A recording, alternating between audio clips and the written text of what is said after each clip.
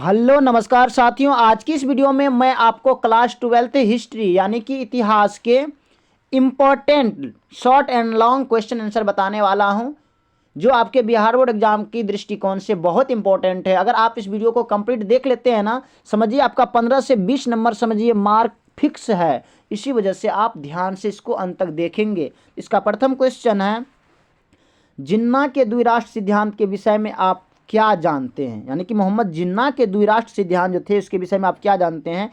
इसका आंसर लिखेंगे, मिस्टर जिन्ना व लीग को छिपे तौर पर ब्रिटिश सरकार का समर्थन प्राप्त था, इसलिए भारत की स्वतंत्रता के लिए वह कांग्रेस से कोई समझौता करने को तैयार न था। अतः मार्च 1940 ईस्वी में मिस्टर जिन्ना ने द्विराष्ट्र सिद्धांत का प्रतिपादन करते हुए भारत के विभाजन की मांग की। मिस्टर जिन्ना ने दावा किया कि हिंदू और मुसलमान भारत में रहने वाले दो अलग अलग राष्ट्र हैं, जिनका स्थान और अधिकार बराबर का है। मुसलमानों की संस्कृति, धर्म और हित भारत में सुरक्षित नहीं है, वह केवल पृथक राष्ट्र में ही सुरक्षित रह सकते हैं। मिस्टर जिन्ना ने स्पष्ट रूप से कहा कि हिंदू और मुसलमान सभी एक संयुक्त राष्ट्र में रह सकते हैं। यह मात्र एक स्वप्न है। भारत में अंतरजा समस्या नहीं है, वरन स्पष्ट रूप से अंतर्राष्ट्रीय समस्या है। राष्ट्र की किसी परिभाषा के अनुसार मुसलमान एक राष्ट्र है, अतः उनका अपना प्रदेश और राज्य होना चाहिए। कहते हैं कि मुसलमान एक राष्ट्र है, उसके अनुसार कहते हैं मुसलमान एक क्या है? मुसलमान एक राष्ट्र है, अतः उनका अपना प्रदेश और राज्य होना चाहिए। नेक्स्ट क्वेश्चन है कि अंग्रेजों ने भारत क्यों छोड़ा? किन्हीं दो कारणों की चर्चा करें। बहुत इंपॉर्टेंट क्वेश्चन है। इसका आंसर लिखेंगे कि अंग्रेजों ने 15 अगस्त 1947 को भारत को स्वतंत्र कर दिया। अंग्रेजों द्वारा भारत के छोड़े जाने के दो कारण निम्न हैं। प्रथम, द्वितीय विश्व युद्ध में ब्रिटेन को काफ़ी आर्थिक हानि हुई थी। अब उसके पास इतने संसाधन नहीं थे कि भारत पर प्रभावी नियंत्रण बन सके। दूसरा, भारतीय लोगों में राष्ट्रीय जागृति आ चुकी थी।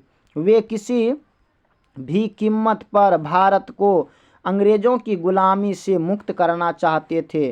नेक्स्ट क्वेश्चन है कि भारतीय रियासतों के विलय पर संक्षिप्त टिप्पणी लिखिए। इसका आंसर लिखेंगे, स्वतंत्र भारत में देशी रियासतों का मामला एक बड़ी समस्या थी। भारत में उस समय कुल 562 देशी राज्य थे। सरदार पटेल के प्रयासों का परिणाम यह हुआ कि 15 अगस्त 1947 को एक तक जूनागढ़, हैदराबाद और कश्मीर के अतिरिक्त सभी रियासतें भारत संघ में शामिल हो गई थी। भारतीय स्वतंत्रता अधिनियम 1947 में ब्रिटिश सर्वोच्चता समाप्त कर दी गई थी और राज्यों को पूर्ण प्रभुसत्ता प्रदान की गई थी, लेकिन उसने यह भी कहा था कि भारत या पाकिस्तान किसी संघ में शामिल हो जाए। अपने राज्यों के विलय के लिए देशी नरेशों को दो प्रकार के समझौते करने को कहा गया। प्रथम, इंस्ट्रूमेंट ऑफ एक्सेशन और दूसरा स्टैंड स्टिल एग्रीमेंट। प्रथम के अनुसार देशी राज्य संघ में सम्मिलित होते थे और प्रतिरक्षा यानी कि विदेशी मामलों और यातायात व संचार संबंधी विषय संघ को सौंप देते थे। द्वितीय के अनुसार अंग्रेजों को 1947 के पूर्व जो अधिकार प्राप्त थे वही केंद्रीय सरकार को प्राप्त होते थे। देशी रियासतों का भारत संघ में विलीनीकरण सरदार पटेल की महान उपलब्धि थी। इससे आधुनिक भारत राष्ट्र का निर्माण हुआ। देखिए, इतने बड़े क्वेश्चन, इसका आंसर लिखा हुआ है ना। सबसे पहले आपको क्वेश्चन को समझना है। आप क्वेश्चन क्या कर रहा है उसके बेस पर आपको इसका आंसर देना। अगर आपको क्वेश्चन समझ में आ गया तो आंसर आपको इसमें से क्या करना है, सभी पॉइंट को बिल्कुल भी याद नहीं करना और होने वाला भी नहीं है, क्योंकि हम मानव हैं, हम अपने तरीक़ा से इसको आंसर लिखेंगे। इनमें से आपको मुख्य 3-4 पॉइंट आपको याद कर लेना है और आप उसको पंक्ति बाय पंक्ति अपने अनुसार से उसको लिखेंगे। ये कोई ज़रूरी नहीं है कि ऊपर में जो लिखा हुआ और नीचे में क्या लिखा हुआ ये अगर लिखेंगे ऊपर नीचे तो गड़बड़ हो जाएगा, ऐसा नहीं है। इनमें से आपको 3 से 4 पॉइंट लेकिन आपको याद रखना पड़ेगा। मेन पॉइंट आपको याद रखना पड़ेगा। अगर आप 3-4 पॉइंट याद कर लेते हैं तो चाहे लॉन्ग क्वेश्चन हो या शॉर्ट क्वेश्चन हो, आप इसको आसानी से लिख पाएंगे। अब नेक्स्ट क्वेश्चन है कि विभाजन के खिलाफ महात्मा गांधी की दलील क्या थी। तो माय डियर स्टूडेंट्स, मैं कहना चाहूँगा कि अगर अभी तक आपने हमारे यूट्यूब चैनल को सब्सक्राइब नहीं की हैं, प्लीज़ सब्सक्राइब करेंगे, लाइक करेंगे और अपने दोस्तों को भी शेयर करेंगे। और देखिए, आप लोग थोड़ा सा कमेंट भी करेंगे, क्योंकि आपके एक कमेंट और आपके एक लाइक मुझे और आत्मबल देता है, ताकि हम आपके लिए ऐसे ऐसे कंटेंट बना पाएँ। तो इसका आंसर लिखेंगे, विभाजन के खिलाफ गांधी जी यह दलील देते थे कि विभाजन उनकी लाश पर होगी। वे समाज के कट्टर विरोधी थे।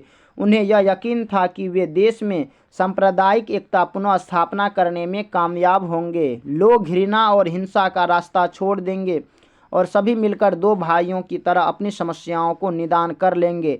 प्रारंभ में सांप्रदायिक सद्भाव पुनः स्थापित करने में उन्हें सफलता भी मिली।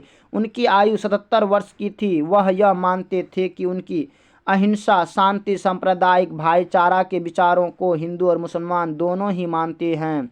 गांधी जी जहाँ भी गए, पैदल गए, उन्होंने हर जगह हिंदू और मुसलमानों को शांति बनाए रखने पर परस्पर प्रेम और एक दूसरे की रक्षा करने का आह्वान किया। गांधी जी मानते थे कि सैकड़ों साल से हिंदू मुस्लिम इकट्ठे रहे आ रहे हैं।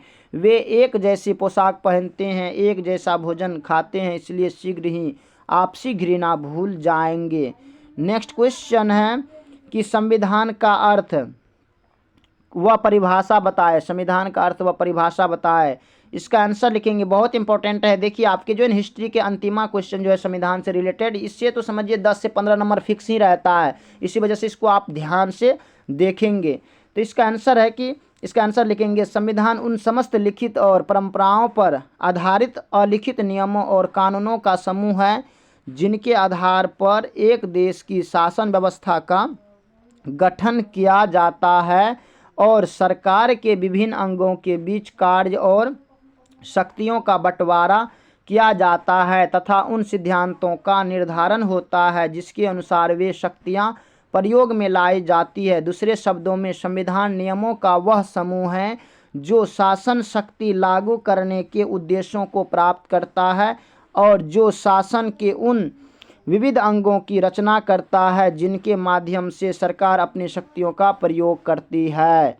नेक्स्ट क्वेश्चन है, संविधान निर्मात्री सभा का गठन कैसे हुआ। इसका आंसर लिखेंगे, संविधान निर्मात्री सभा का गठन कैबिनेट मिशन की व्यवस्थाओं के आधार पर हुआ। आपसे क्वेश्चन पूछा भी जाता है, संविधान निर्मात्री सभा का गठन किसके मिशन की व्यवस्था पर आधारित है, तो कैबिनेट मिशन की व्यवस्थाओं पर आधारित हुआ। इसके सदस्यों को जुलाई 1946 में ब्रिटिश प्रांतों की विधानसभाओं द्वारा अप्रत्यक्ष रूप से चुना गया। कुल 296 सीटों में से कांग्रेस को 212, मुस्लिम लीग को 73 तथा अन्य 11 सीटें जीती। रियासतों से 93 सदस्यों को लिया जाना था। इनमें व्यापारी, जमींदार, उद्योगपति, जागीरदार, बुद्धिजीवी, किसान आदि थे। यह भारत की एक लघु झांकी प्रस्तुत करती थी। नेक्स्ट क्वेश्चन है कि किन आधारों पर संविधान की आलोचना की जाती है। इसका आंसर लिखेंगे, देशी विदेशी विद्वानों ने निम्न आधारों पर भारतीय संविधान की आलोचना की है। प्रथम, यह सभा जनता द्वारा निर्वाचित नहीं थी। भारत के संविधान सभा जैसी महत्वपूर्ण संस्था के गठन के लिए जनता को प्रत्यक्ष रूप से भागीदार बनाना अति आवश्यक था, क्योंकि उसके द्वारा बनाए जाने वाले संविधान का मूल उद्देश्य भारतीय जनता की आकांक्षाओं को पूर्ण करना था। दूसरा लिखेंगे, संविधान सभा को एक दलीय संस्था कहकर भी आलोचना की जाती है। उस समय भारत में कांग्रेस का प्रभुत्व था, इसलिए संविधान सभा पर कांग्रेस का प्रभाव था। अतः इस बात को स्वीकार नहीं किया जा सकता कि यह प्रभुत्व संपन्न संस्था थी। नेक्स्ट क्वेश्चन है कि भारतीय संविधान में नागरिकों के मौलिक अधिकारों का उल्लेख करें। कहते हैं कि भारतीय जो संविधान है उसमें नागरिकों के, लोगों के मौलिक अधिकार के बारे में क्या जानते हैं, उल्लेख करें। इसका आंसर लिखेंगे, संविधान द्वारा भारतीय नागरिकों को 7 मौलिक अधिकार प्रदान किए गए थे, किंतु 44वें संविधान संशोधन द्वारा संपत्ति के अधिकार को समाप्त कर दिया गया। संपत्ति का मौलिक अधिकार समाप्त होने के बाद अब नागरिकों को 6 मौलिक अधिकार प्राप्त हैं। क्वेश्चन भी पूछा जाता है कि नागरिकों को कितने मौलिक अधिकार प्राप्त है, तो 6 मौलिक अधिकार प्राप्त है। प्रथम में क्या है, समानता का अधिकार, दूसरा है स्वतंत्रता का अधिकार, तीसरा शोषण के विरुद्ध अधिकार, चौथा धार्मिक स्वतंत्रता का अधिकार, पांचवा संस्कृति तथा शिक्षा का अधिकार, छठा संवैधानिक उपचार का अधिकार।